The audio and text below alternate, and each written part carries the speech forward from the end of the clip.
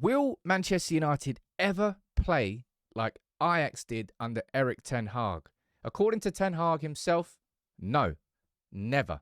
In an interview after the game against City, that's what Ten Hag has said, and I don't know whether to believe it. I don't know whether I can believe it.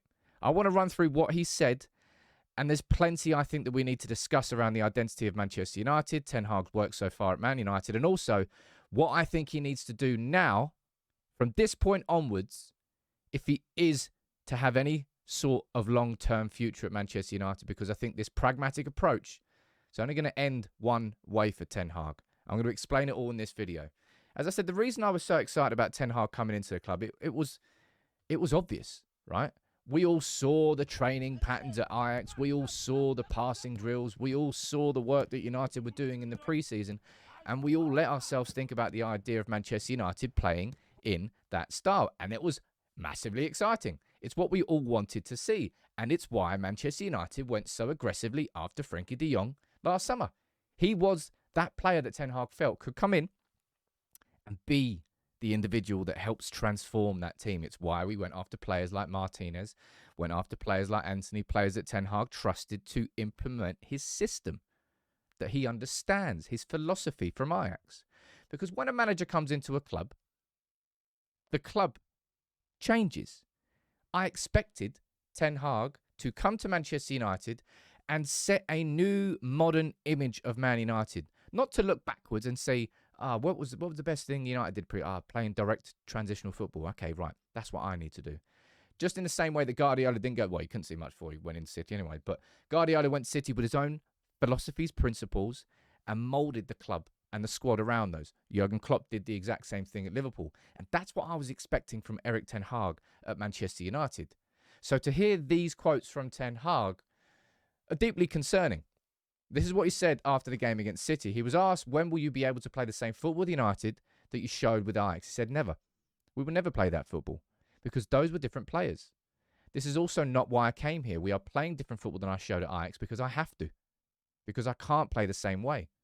The players decide how you play. Ajax is a very typical and characteristic style of play. With United, I always show different football. I did so last year. We play much more direct football here because I have the players here for that. And I'll be honest, like last season at United, there were games where you look at it and you go, that's it. Spurs at home is one that will always stand in, just stay up there. The high press, the great we weren't even playing too transitionally. It was just we were pressing really, really well as a team, as a unit, forcing mistakes, winning the ball high up the pitch. Spurs didn't have an answer. Now, Ten Hag is a man who is extremely principled as a manager. This is something that he said back when he was Ajax boss. And I remember seeing this before he took over. Wat vind je het mooiste aan Ajax? Nou, Ask what he likes most about Ajax. En de avontuurlijke manier van voetballen. Nice. De overtuiging hebben om wedstrijden naar de hand te zetten. Om te dicteren. En dat zit in het DNA van onderaf aan tot boven. En dat begint met het domineren van de bal. Maar zoals je weet, voetbal is meer dan alleen het spel met de bal. En uiteindelijk het totaalpakket, ja, dat is Ajax. Dat is het DNA wat hij... Like the DNA, the club, the identity, everything that Ajax had is what United fans all expected to come with Ten Hag. This is when he played Liverpool at Anfield. Doesn't matter what Liverpool are doing. We'll stick to our game plan. We'll stick to our own identity. And that's what we all felt that was coming. Now, if you're going to look back at the best of Man United, you're going to look at that 2007-2009 team. That's when we were the best transitional team in the world. But we also had Cristiano Ronaldo. We had Wayne Rooney, Carlos Tevez. We had Scholes, Carrick, and Anderson and Hargreaves in midfield. We had a defence of Vidic and Ferdinand and Evra. Yeah, sure, you can be the best transition team in the world when you've got a squad like that. But I expected Ten Hag to come in and put his imprint on our club. There's no point looking backwards. It's all about looking forwards, and I think we started to do that last season. This is what Ten Hag said after the first two games against Brighton and Brentford. Now, at that point, Ten Hag went a bit more pragmatic. He was like, okay, the players can't quite play out from the back with the ball yet. Let's go a little bit more direct. And it worked. United won 4 in a row, beat Liverpool and Arsenal at Old Trafford.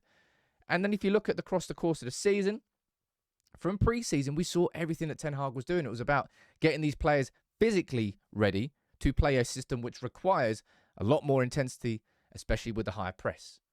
And then you saw across the course of the season this 3-1-6 system. It's when in possession, United shift to a 3-1-6. One fullback goes up, one drops in, makes three at the back, one holding midfielder, and overload up front.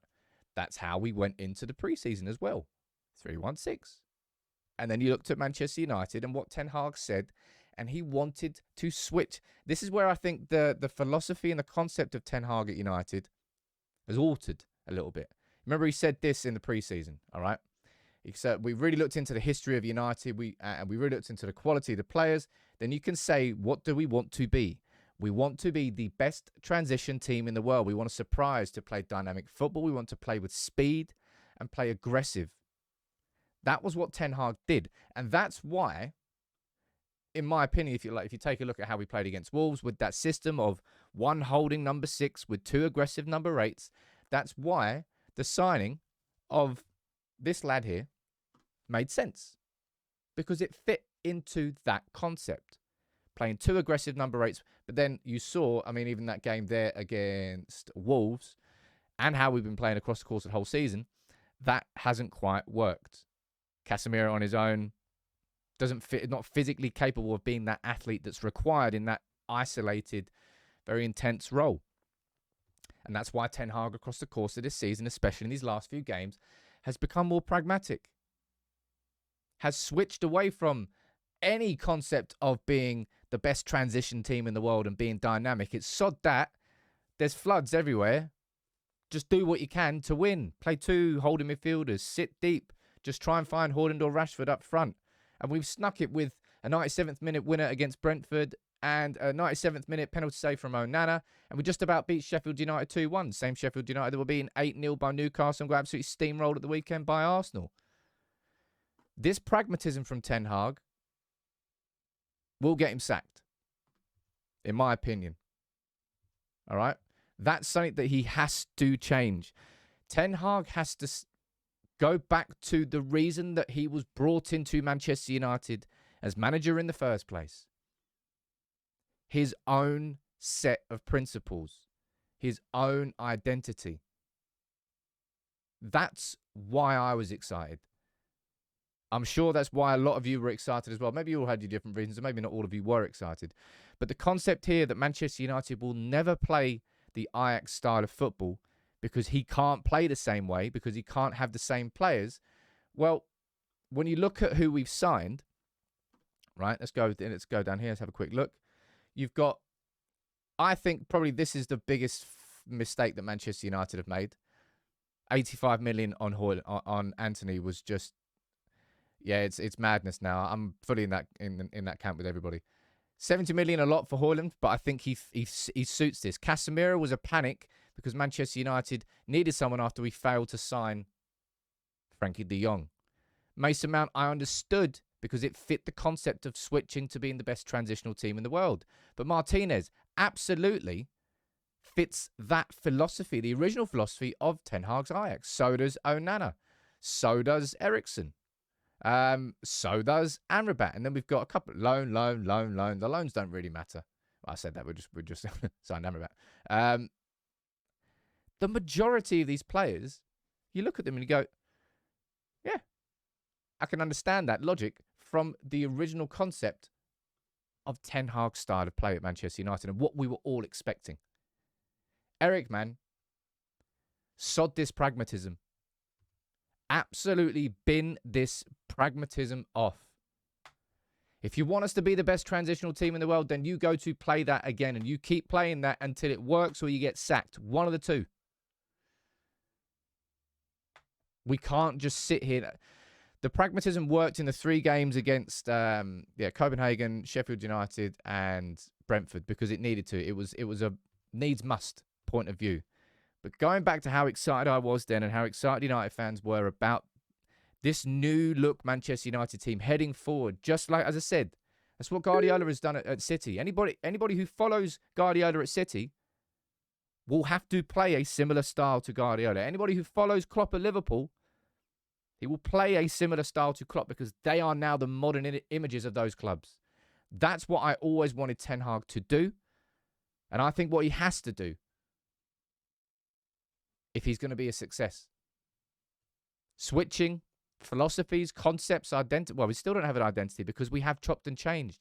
If it was that originally, and this idea that Ten Hag, we all thought he was going to come in as and play the Ajax way, switch to all of a sudden us being the best transition team in the world, switch to all of a sudden us playing a pragmatic style that's different. You can't build on that. I want nothing more than for Erik to be successful, but this pragmatic approach is going to be the end of him. Go back to doing what you know and what brought you to the club. Please.